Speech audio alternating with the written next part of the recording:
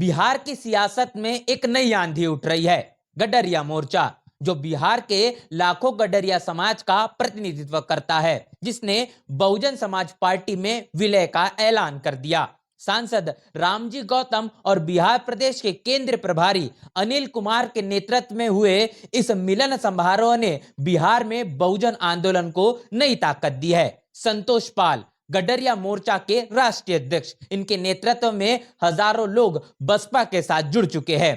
क्या यह विलय बिहार विधानसभा चुनाव 2025 में बसपा को सत्ता तक ले जाएगा? आइए इस ऐतिहासिक कदम की सच्चाई और इसके पीछे की कहानी को जानते हैं। 2025 के बिहार विधानसभा चुनाव के पहले गडरिया मोर्चा का बहुजन समाज पार्टी में विलय एक बड़ा सियासी दांव है। इस मिलन समारोह की अगुवाई बहुजन समाज पार्टी के राज्यसभा सांसद इंजीनियर रामजी गौतम, जिन्होंने कैमूर में आयोजित एक समीक्षा बैठक में कहा, बिना बसपा के बिहार में सरकार नहीं बनेगी। संतोष पाल, गडरिया मोर्चा के राष्ट्रीय अध्यक्ष, ने हजारों कार्यकर्ताओं को बसपा के नीले झंडे तले एकजुट किया है।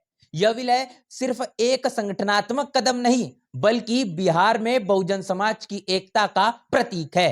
अब जब पिछड़ा समाज की जो जातियां गोलबंद हुई है, कुछ न कुछ राजनीतिक मोड़ ली है, नई राजनीतिक मोड़ ली।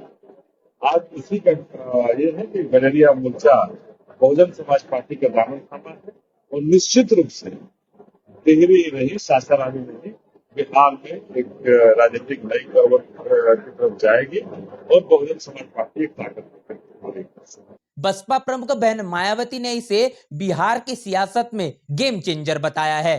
बहन मायावती ने घोषणा की है कि बहुजन समाज पार्टी बिहार की सभी 243 सीटों पर अकेले चुनाव लड़ेगी और गडरिया समाज की भागीदारी से उनकी जीत पक्की है। यह कदम बिहार के जटिल जातिगत समीकरणों में बसपा को एक नई ताकत दे सकता है। गडरिया समाज, जिसे पाल, बघेल या धनगर के नाम से भी जाना जाता है, बिहार में अन्य पिछड़ा वर्ग ओबीसी के श्रेणी में आता है। 2023 के बिहार जातिगत जनगणना अनुसार गडरिया समाज की आबादी लगभग 20 से 25 लाख है, जो राज्य की कुल 13 करोड़ आबादी का 2 से 3% है। यह समाज मुख्य रूप से ग्रामीण क्षेत्रों में रहता है और भेड़, बकरी पालन, कृषि और छोटे व्यापारों पर निर्भर है। हालांकि गडरिया समाज को सामाजिक और राजनीतिक भागीदारी में हमेशा हाशिए पर रखा गया है। शिक्षा, सरकारी नौकरियों और राजनीतिक प्रतिनिधित्व में उनकी हिस्सेदारी उनकी आबादी के अनुपात से बहुत कम है। संतोष पाल ने इस विलय के मौके पर कहा, गडरिया समाज को हमेशा वोट बैंक के रूप में इस्तेमाल किया गया, लेकिन सत्ता और संसाधनों में उनकी हिस्सेदारी न के बराबर रही। बसपा में विलय के बाद गडरिया समाज अब अपनी आवाज को बुलंद करने और सत्ता में हिस्सेदारी हासिल करने के लिए तैयार है। बिहार विधानसभा चुनाव 2025 के लिए बसपा ने अपनी तैयारी को तेज कर दिया है। बहन मायावती ने बहुजन समाज पार्टी के राष्ट्रीय संयोजक आकाश आनंद को बिहार की कमान सौंपी है।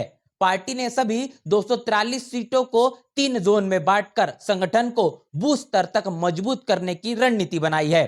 गडरिया मोर्चा के विलय ने बसपा को न केवल गडरिया समाज का समर्थन दिलाया, बल्कि अन्य ओबीसी और दलित समुदाय को एकजुट करने का मौका भी दिया।